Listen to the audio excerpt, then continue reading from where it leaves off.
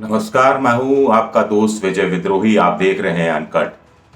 तो दैनिक भास्कर अखबार में मैंने सुबह खबर पढ़ी कि बीजेपी अब मुफ्तखोरी की राजनीति नहीं करेगी। यानी मुफ्त में स्कूटी, मुफ्त में टीवी, मुफ्त में फ्रिज, मुफ्त में प्रेशर कुकर, मुफ्त में पानी, मुफ्त में बिजली, मुफ्त में महिलाओं को बस्ती यात्रा, आदि आदि आदि। ये राजनीति नहीं करेगी। और ये काम इसी साल गुजरात और हिमाचल प्रदेश के चुनावी घोषणा पत्र के साथ ही शुरू हो जाएगा। अब बड़ा सवाल उठता है कि इस बीजेपी की इस नीति, रणनीति, इसको क्या कहा जाए? नई चाल कहा जाए, नया चुनावी पैंतरा कहा जाए, क्या कहा जाए?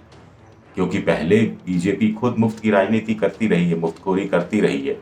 तो क्या ये कहा जाए कि 900 चूहे खाकर बिल्ली हज को चली, या ये कहा जाए कि केजरीवाल की मुफ्तखोरी की जो राजनीति है उस पर लंबी लकीर खींचने की कोशिश बीजेपी कर रही है, नया नैरेटिव, नया विमर्श सेट करने की कोशिश कर रही है? या ये कहा जाए कि मोदी सरकार बची कुची तमाम जो सब्सिडियां हैं उन सबको भी अब खत्म कर देना चाहती है, क्योंकि देश की आर्थिक हालात खराब हैं, आर्थिक हालात बिल्कुल पटरी से उतरे हुए हैं और मोदी सरकार इसको रियलाइज कर रही है। इसीलिए बीजेपी मुफ्तखोरी की राजनीति के पक्ष में नहीं है, ये घोषणा करती है तब जबकि 15 दिन पहले उन्हीं के प्रधानमंत्री नरेंद्र मोदी ने पहले देवघर में और फिर बुंदेलखंड एक्सप्रेसवे के उद्घाटन के मौके पर मुफ्तखोरी की आलोचना की थी। शॉर्टकट है ये, इससे शॉर्ट सर्किट हो जाता है, लोकतंत्र के लिए अच्छा नहीं है, देश की स्थिति के लिए अच्छा नहीं है। फिर कहा कि रेवड़ियां बांटने की राजनीति कुछ लोग कर रहे हैं, रेवड़ियां बांटने की राजनीति लंबी नहीं चलती, ऐसे कह के तंज कसा था, जिसका वार पर प्रतिवार अरविंद केजरीवाल के वार के रूप में भी सामने आया था। तो अब बीजेपी ने ये घोषणा की और लोग साइकिलें देते हैं।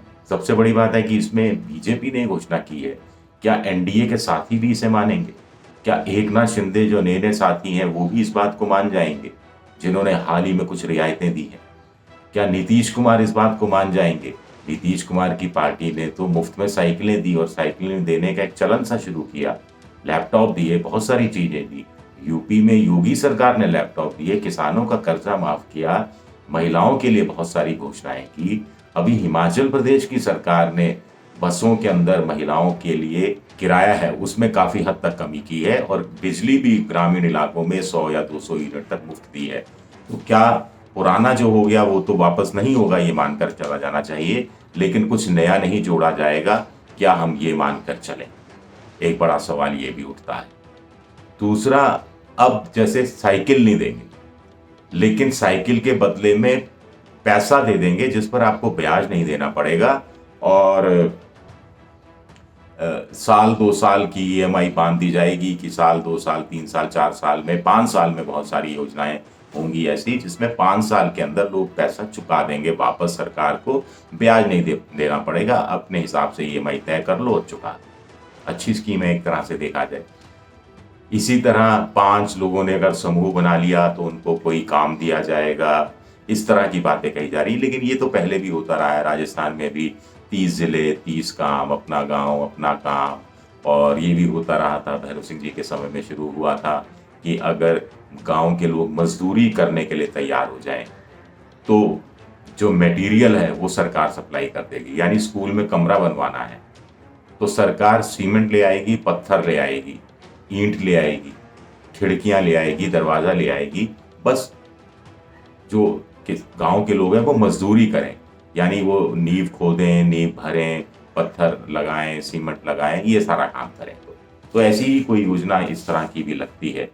तो बड़ा सवाल उठता है कि अब सब्सिडियां जो बची खुची भी खत्म की जाएंगी क्या? फर्टिलाइजर पर सब्सिडी देती है, उसके लिए भी कहा जा रहा है कि डायरेक्ट बेनिफिट ट्रांसफर हो ताकि सही जरूरतमंद किसान तक ही पहुंच सके। फिर कहा जा रहा है कि रेलवे में ने तो साफ कह दिया कि जो बुजुर्गों को रेलवे टिकट पर रियायत मिलती थी अपने, वो नहीं मिलेगी। पिछले 4 साल में एक आंकड़ा मैं देख रहा था कि भारत के रेलवे विभाग ने 4,700 करोड़ के आसपास की रियायत दी, लेकिन पिछले 4 साल में 4.5 लाख करोड़ की रियायत तो कॉर्पोरेट जगत को दी। कुछ लोग इसकी भी तुलना कर रहे हैं, हालांकि कुछ लोग कह रहे हैं कि 4.5 लाख करोड़ की रियायत दी तो उनसे जो टैक्स वसूला गया वो भी करीब 4.5-5 लाख करोड़ का था, तो बात बराबर हो गई। कुछ लोग ऐसी भी बात कर रहे हैं, खैर इस विवाद में नहीं जाना चाहते। लेकिन बड़ा सवाल उठता है कि बीजेपी ने जो ये बात कही है मुफ्तखोरी की राजनीति और वो नहीं करेगी, तो क्या इससे अब मुफ्तखोरी की राजनीति खत्म हो जाएगी? एक सबसे बड़ा सवाल। लाभार्थी ये क्या मुफ्तखोर नहीं है? क्या ये मुफ्तखोरी की श्रेणी में नहीं आते?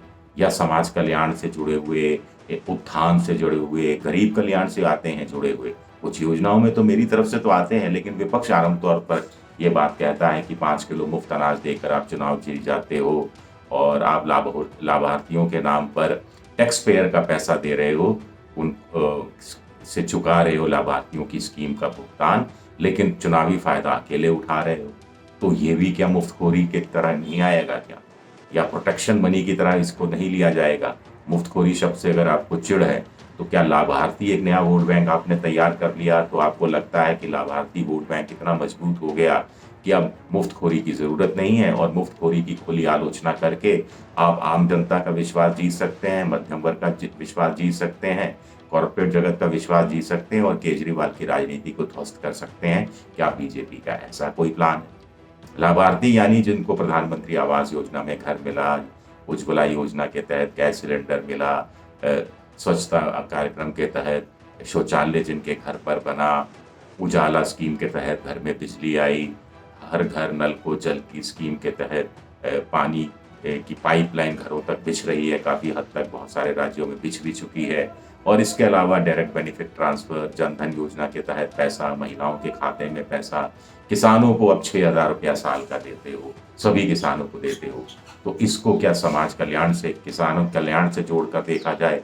या कुछ लोग कह रहे हैं ये भी तो मुफ्तखोरी है, ये भी किसानों को एक तरह की रिश्वत तो नहीं है? आखिर ये पैसा भी तो बीजेपी अपनी जेब से नहीं देती, ये पैसा भी तो टैक्स पेयर की का जो तनख्वाह से, जो टैक्स पेयर का जो टैक्स इकट्ठा होता है वहाँ से जाता है। तो इसको फिर किस श्रेणी में रखा जाए? ऐसे बहुत सारे सवाल उठ रहे हैं। लेकिन बड़ा इंटरेस्टिंग है बीजेपी का ये कहना, और ये भी कहना कि इसी साल इसको अमल में ले आएंगे।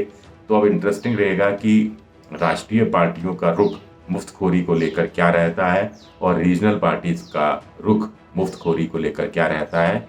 और जो अरविंद केजरीवाल है वो तो मुफ्त बिजली, मुफ्त पानी देना हमेशा जारी रखेंगे, कभी बंद करने वाले नहीं है।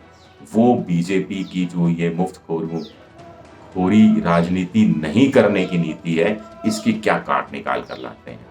शुक्रिया, बहुत बहुत शुक्रिया।